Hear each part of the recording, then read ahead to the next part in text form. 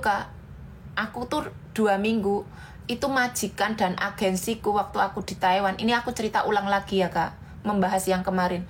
Aku cerita ke majikan aku tuh malah mau memulangkan aku ke Indonesia karena aku divonis sakit kanker ganas. Mungkin nggak lama gitu, dia takut Kak kalau aku meninggal di situ. Agenku, majikanku, mereka berembuk bagaimana saya pulang ke Indonesia. Tapi saya dilalah Kak yo, dilalah yo. Aku masih diberikan koyo ide-ide gitu loh Kak. Ini aku ulang lagi, dulu pernah Kak aku cerita, ini aku ulang lagi. Gitu. Akhirnya aku telepon ambulan Kak. Aku bawa uang kurang lebih 3.600 dolar NT, paspor, ARC, buku yang penting-penting, terus baju sekedarnya aku siapin di tas. Karena mereka mau membuat saya dipulangkan ke Indonesia, saya mempunyai ide sendiri. Ya, saya Jawa nunggu di depan Kak. Jadi aku tuh bukan orang yang dilahirkan jadi orang kaya langsung apa-apa keturutan, enggak Kak.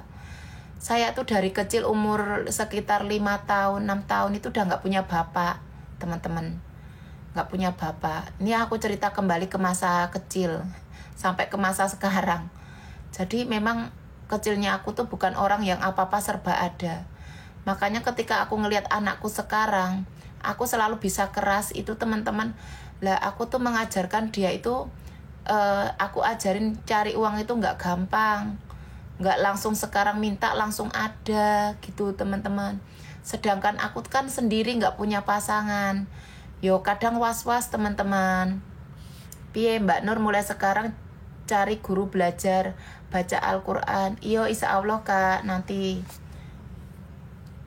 biar nggak grogi lanjut cerita yang lain. Cerita opo? Yo memang itu tuh perjalanan hidup wis digaris tangan ke, tapi aku nggak sedih teman-teman.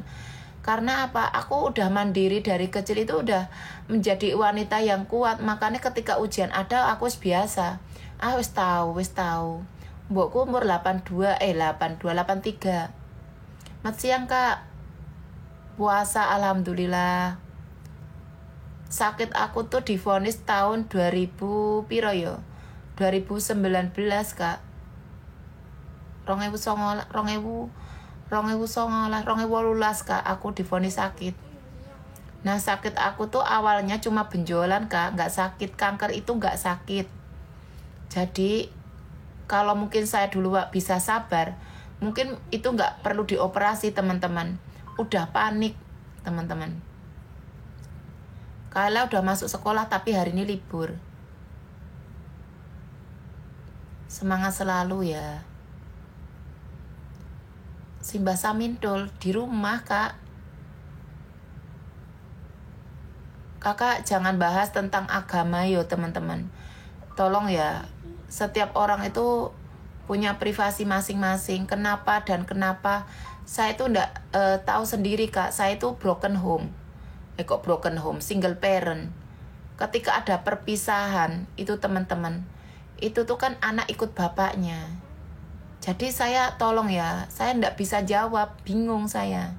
Nanti aku ini Kayla nggak puasa belum, karena kan di sini ada kakaknya. Ini bukan rumah Kak, ini kontrakan Kak, bukan rumah saya.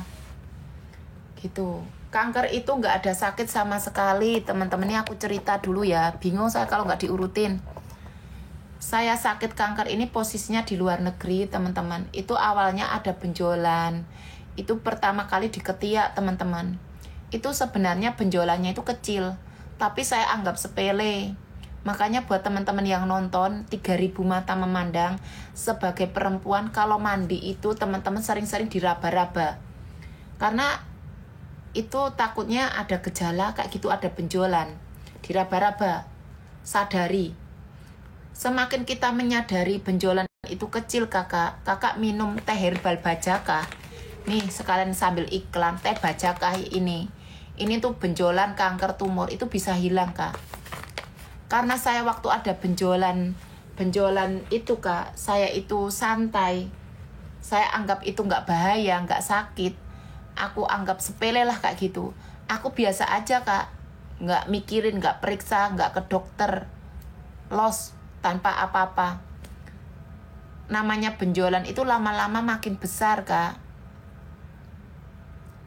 Ya gitu, makin besar. Nah habis itu kalau udah besar otomatis kan dioperasi kak. Tapi kalau kakak masih kecil, benjolan masih kecil, kakak minum madu, minum teh bajaka, insya Allah hilang kak. Harganya 50.000. Teh bajaka harganya 50.000. Ini udah komplit ya kak. Benjolan, kanker, tumor, jantung, melancarkan peredaran darah untuk kesehatan. Gitu. Laki-laki perempuan boleh minum kak, karena itu untuk penyakit dalam. Nah setelah saya benjolannya udah besar, karena aku menyepelekan itu benjolan kak, karena dianggap nggak sakit, itu lama-lama nggak nyaman kak, nggak nyaman. Sampai saya ketiak itu mau ditempelkan ke sini tuh nggak bisa. Terus payudara itu kak, ini udah ada benjolan juga kak, nyambung gitu loh. Akhirnya aku khawatir, was-was, aku periksa. Gitu, aku periksa ke dokter itu kak, itu di ronsen, di ronsen gitu loh kak. Ternyata itu tuh banyak benjolan gitu loh kak, di ketiak itu. Kalau orang bilang itu kelenjar getah bening kak, gitu. Nah karena dokternya ngomong ini benjolannya udah nggak satu kak, udah banyak sampai di payudara. Tapi kalau di ronsen itu kak, itu nggak kelihatan itu kanker kak, nggak kelihatan. Cuma kelihatan benjolan gitu loh kak, banyak. Nah dokter menyarankan itu untuk biopsi teman-teman, biopsi. Diambil cairan yang ada di badan kita, di payudara aku, di ketiak aku, diambil gitu. Terus di laboratorium gitu loh kak. 2 minggu itu turun kak, hasilnya labnya itu turun. Kan turun, aku dipanggil lah, ada panggilan gitulah, undangan kertas gitu. Saya ke dokter, saya berangkat itu kak udah was-was kak, tapi saya tenang lah kan. Keluarga saya nggak ada riwayat sakit kanker, nggak ada gitu, nggak ada. Jadi aku nggak memikirkan yang berat-berat kak, paling cuma apa gitu. Ternyata kak pas aku ketemu dokter, itu dokternya langsung bilang gini, ya pokoknya cerita jangan kaget ya, jangan sedih ya, kamu harus ikhlas ya. Itu kak udah ngomong begitu kak, saya udah mikir kenapa ngomong gitu loh. Terus dibuka laptopnya itu, komputernya dikasih tunjuk gitu loh teman-teman. Itu kak, itu udah kemana-kemana kak, titik-titiknya udah kemana-mana. Saya udah diberitahu ini kamu terkena kanker payudara stadium 3, udah merambat ke kelenjar getah bening, ke limpa. Itu tahapnya merambatnya kurang lebih 6 bulan. Kalau nggak ditangani itu bisa gini kak, bisa apa jenenge, meninggal, kanker ganas. Ini air mata kak, sekuat-kuatnya aku ini bisa langsung menetes kak, menangis gitu loh. Aku padahal orang yang kuat kak, orang yang maksudnya mungkin mendengar ini nggak bakal nangis kak. Ketika divonis itu kak, nangis kak saya tuh. Saya itu mikirnya bukan ini, mikirnya saya sebentar lagi meninggal, saya masih banyak dosa, anak saya masih kecil, orang tua saya siapa yang mau ngurus. Nangis kak aku, serius, nggak bisa ngomong aku. Itu aku diem gitu, bengong gitu. Masa sih aku sakit? Mbok aku nggak sakit, bapakku nggak sakit. Nggak ada yang punya riwayat sakit kanker, nggak ada kak. Terus aku jalan satu-satunya itu apa kak? Itu dokternya kan langsung ngomong divonis 6 bulan kak. Itu aku nggak mikir apa-apa, nggak bisa mikir, blank kak. Pulang lemes, nggak bisa makan. Aku 2 minggu mungkin mau makan males, apa-apa males, nggak bersemangat kak. Cuma diem. Itu aku yang aku miliki kayak baju, barang-barang, hijab, aku kasih-kasihkan kak, karena aku memikirkan aku sebentar lagi meninggal. Dan aku langsung mengabari teman-teman kak. Itu semua baru menyadari kak, ketika kita sakit parah itu baru tahu, saudara, teman, siapapun itu akan menjauh kak, ketakutan. Nggak ada kak, baru aku tahu orang yang paling akrab sama saya aja menjauh kak. Saya baru tahu, ya Allah, ketika aku susah begini nggak ada siapa-siapa yang deket, nggak ada. Nggak punya uang, aku nangis kak di situ. nggak punya teman, nggak punya saudara, nggak berani aku cerita ke saudara, nggak berani aku kak. Teman aja yang sering aku liburan bareng, kemana-mana bareng, aku ajak kemana-mana bareng, itu semua nggak respon kak, nggak respon gitu. Ini cerita nyata kak. Aku posisinya lagi di Taiwan.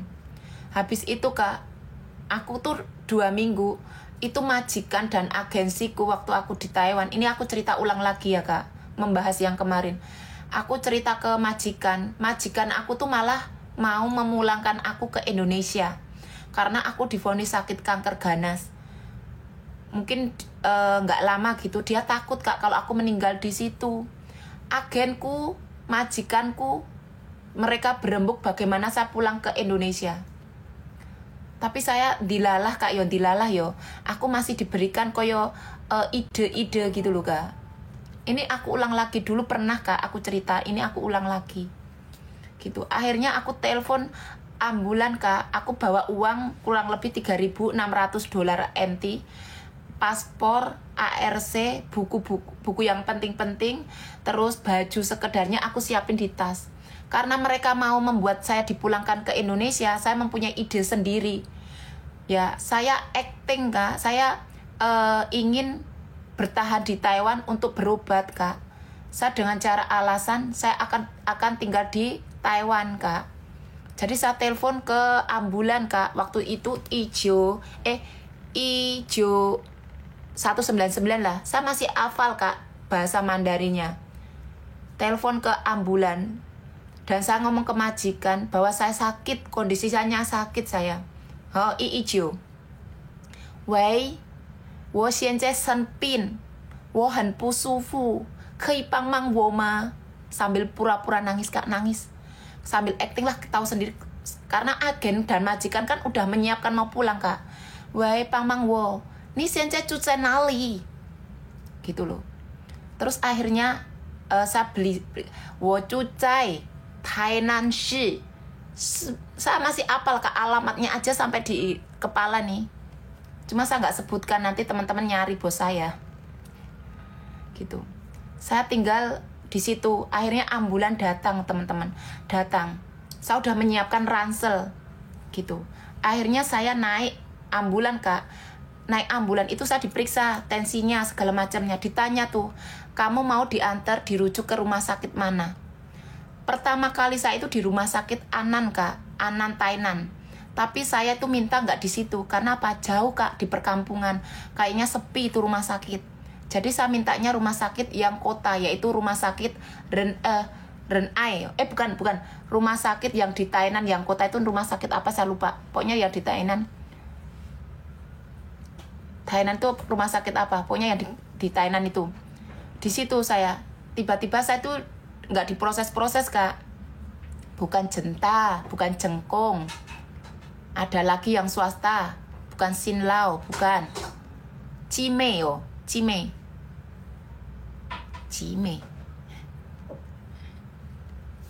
Ya pokoknya rumah sakit Tainan itulah yang di dekat pasar. Di situ. Tiba-tiba saya itu di situ kak, diem kak. Aku ditanya, kamu sakit apa? Kalau rumah sakit Jengkung kan di Sincu kak. Gitu. Habis itu aku diperiksa, mana agenmu, mana majikanmu? Saya nggak ada kak yang nengok saya. 2 minggu nggak ditengok agensi, nggak ditengok majikan. Ini cerita nyata buat teman-teman yang tinggal di luar negeri. Makanya sampean kalau sakit jangan takut berobat. Ketika sampean sakit itu nggak ada harganya kadang kak, nggak dibutuhkan. Itu nasibnya seperti saya dulu gitu. Setelah saya di rumah sakit Cime teman-teman, itu tuh aku dapat kamar di lantai 7C teman-teman, 7. Sampai di lantai 7 itu kak, aku tuh nggak diapa-apain kak, didiemin aja, nggak diperiksa, nggak dites, nggak diapa-apain karena menunggu keputusan agen dan majikan teman-teman gitu. Bayangin kan, akhirnya aku punya ide lagi kak, aku bikin video di Facebook kak, masih ada kalau nggak salah videonya, maksudnya fotonya kak. Itu ternyata viral kak, fotoku itu viral. Itu ditonton sama KDEI teman-teman gitu. Ditengoklah aku, ditengok. Habis itu kamu jangan takut. Kamu bisa putus dari majikan, bisa putus dengan agensi, teman-teman. Kamu bisa tinggal di Taiwan dalam kondisi sakit, gitu ya. Gitu. Akhirnya aku, teman-teman, dibantulah agensi, dibantulah orang yang di situ, yang namanya di rumah sakit kan ada ya yang sering bantu-bantu itu. Saya ditaruh di tempat yang bisa untuk mengurus orang-orang yang sakit. Misalnya kan di Taiwan kan ada orang kena masalah, kerja tidak sesuai job, sakit parah, kecelakaan. Pokoknya itu bisa ditampung, Kak. Namanya shelter, Kak.